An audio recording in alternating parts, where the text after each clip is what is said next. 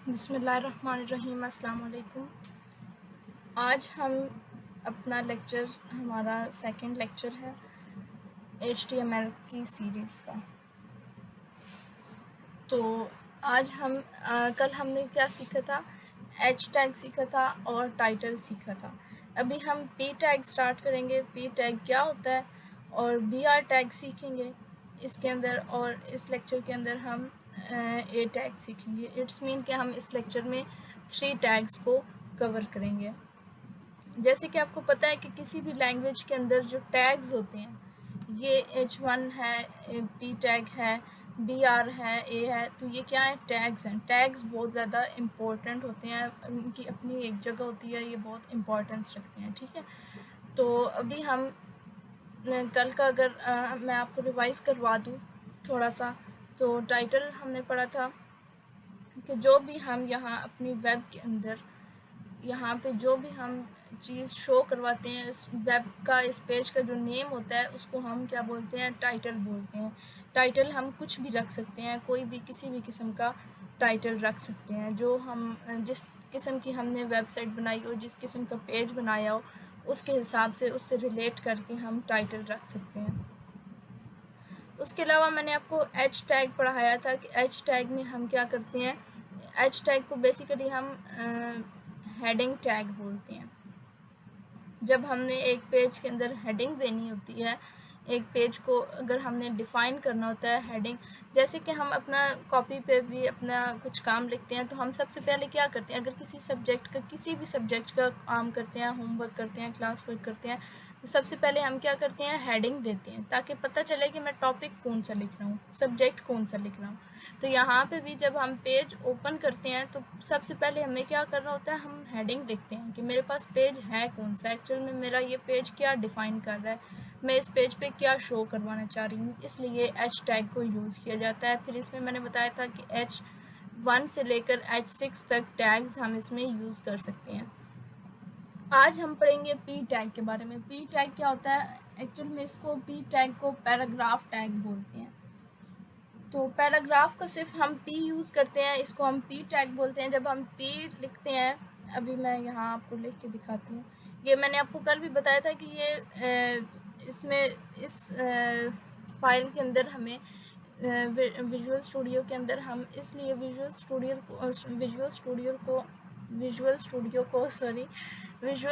को हम इसलिए बेसिकली यूज़ करते हैं क्योंकि ये हमें सजेशंस देता है, डिफरेंट सजेशंस देता है। अगर मैं यहाँ पे P अभी मैंने लिखा है ना, P लिखा है, तो ये इसने मुझे इतनी सारी सजेशंस दी हैं कि आप एक्चुअल में क्या लिखना चाहते हैं। आप पिक्चर यहाँ पे लगाना चाह रहे हैं, आप पैराग्राफ लिखना चाह रहे हैं, पिक लिखना चाह रहे हैं, प्लेन टेक्स्ट लिखना चाह रहे हैं, क्या लिखना चाह रहे हैं। तो अभी फ़िलहाल मैं यहाँ पे पैराग्राफ लिखना चाह रही हूँ, तो मैं इसको इंटरेक्ट करूँगी कि मुझे तुम्हारी फर्स्ट सजेशन ही चाहिए। अब उसने देखें क्या किया है, P टैग ओपनिंग टैग भी दिया है, क्लोजिंग टैग भी दिया है। सिर्फ मैंने P लिखा है तो उसने खुद ही ओपनिंग एंड क्लोजिंग टैग बना दिए हैं। ठीक है, तो इसलिए इसको विजुअल स्टूडियो को ज़्यादा प्रेफर किया जाता है, क्योंकि इसमें हम काम जल्द से जल्द कर सकते हैं, इजीली कर सकते हैं। और जो कभी ऐसा भी होता है कि हम जब पेज बना रहे होते हैं तो हमें कोई चीज़ भूल जाती है, याद नहीं रहता, जहन में नहीं रहता, तो ये उसके बारे में हमें सजेशंस देता है, जिससे हमारा काम ईजी हो जाता है। बहरहाल हम यहाँ पे अपना पैराग्राफ लिखते हैं। आप कुछ भी पैराग्राफ लिख सकते हैं। अभी मैं यहाँ पे लोरम एप्सम यूज़ कर लेती हूँ। लोरम 20 वर्ड्स का मुझे चाहिए, नहीं 40 वर्ड्स का कर लेते हैं। अभी 40 किया, इंटरेक्ट किया, ये अब इसने मुझे क्या किया है, एक पूरा पैराग्राफ लिख कर दे दिया है यहाँ से। ठीक है, अब मैं आपको ये शो करवाती हूँ, इसको सेव कर लेते हैं।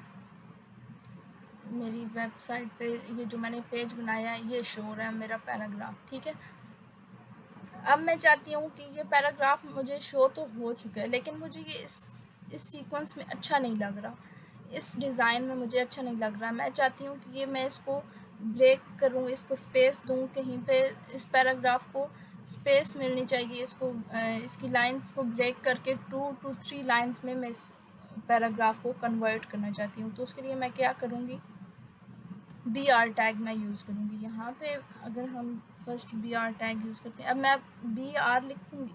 अब मैं इसको BR, ठीक है।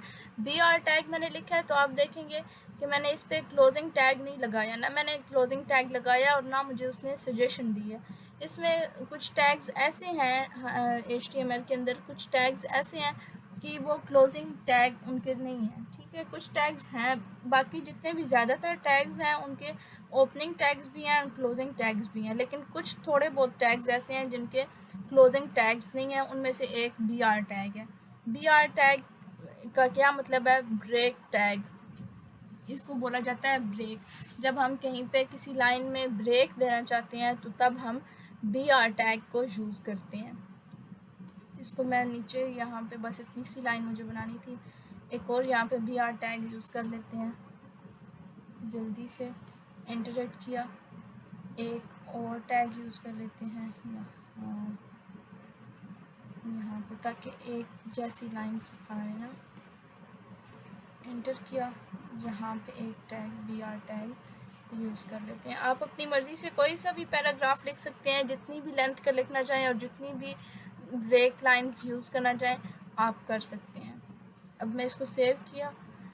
अब अगर मैं पेज अपना रीलोड करती हूँ तो ये देखें, इसमें मुझे पूरा पैराग्राफ इस तरह से जितना जहाँ पे मैंने बी आर टैग को यूज़ किया है वहीं पे उसने मेरी लाइन को क्या कर दिया है? ब्रेक कर दिया है। मैंने 4 लाइंस इसको बोली थी, 4 टाइम्स मैंने बी आर टैग यूज़ किया था, और 4 टाइम्स अगर मैंने बी आर टैग यूज़ किया है तो मेरे पास कितनी लाइंस बन गई हैं? 5 लाइंस बन गई हैं। तो यहाँ पे भी इसने मुझे 5 लाइंस में ही मेरा पैराग्राफ कन्वर्ट करके दिया, ठीक है।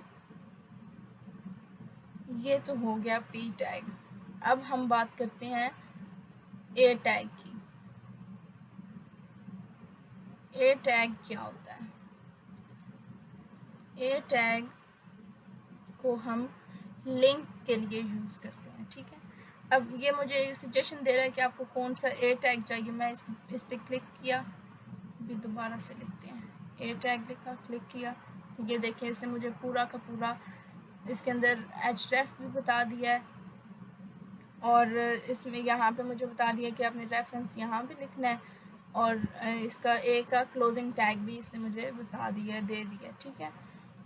तो अब मैं क्या करती हूँ, यहाँ पे कोई सा भी अभी फ़िलहाल के लिए मैं कोई सा भी कुछ भी लिख देती हूँ, लिंक बना देती हूँ। सिर्फ मकसद क्या है, पर्पज़ क्या है? सिर्फ आपको समझाना कि ए टैग होता क्या है। ए टैग को हम लिंक के लिए यूज़ करते हैं। अभी मैं यहाँ पे लिख देती हूँ, यही वर्चुअल यूनिवर्सिटी लिख देती हूँ, ठीक है, कि मैं आपके साथ, अगर मैं आपके साथ वर्चुअल यूनिवर्सिटी का लिंक शेयर करना चाहती हूँ तो मैं यहाँ पे आपको लिख देती हूँ, ठीक है। ये इसने क्या कर दिया?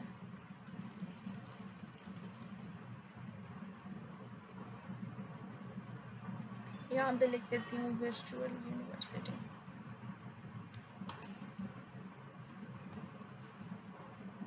ठीक है, हो गया। अब मैं इसको सेव करके आपको चेंजेस दिखाती हूँ कि इसने मुझे शो किया है, जो मैंने लिंक शेयर किया है आपके साथ वो उसने मुझे मेरे पेज पे मैं जो लिंक शेयर करना चाह रही थी वो मुझे शो किया है या नहीं। तो ये आप देख सकते हैं, इसने मुझे कोई लिंक शो नहीं किया, ठीक है।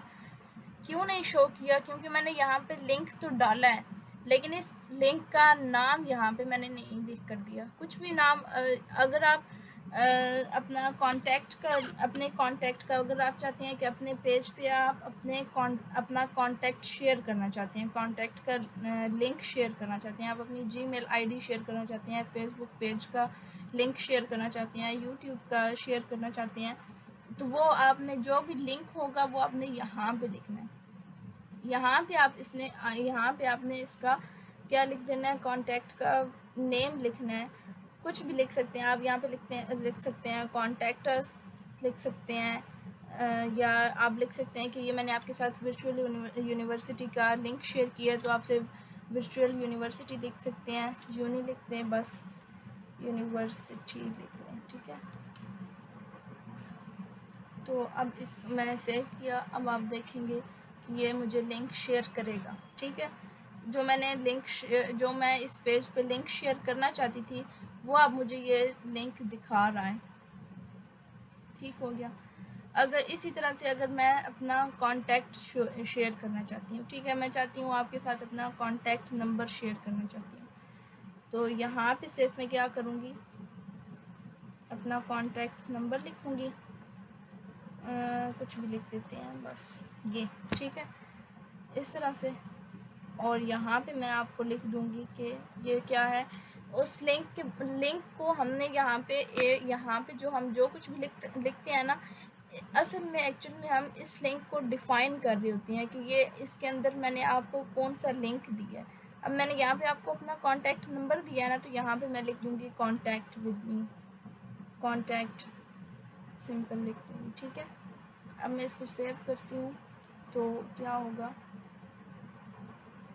रीलोड पेज किया तो ये इसने मुझे कांटेक्ट दे दिया, ठीक है। लेकिन अब मैं चाहती हूँ कि ये मुझे जो मेरा कांटेक्ट है, ये जो दोनों लिंक्स हैं, ये एक ही लाइन पे मुझे शो ना करे, बल्कि मुझे दो अलग अलग लाइंस पे शो करे।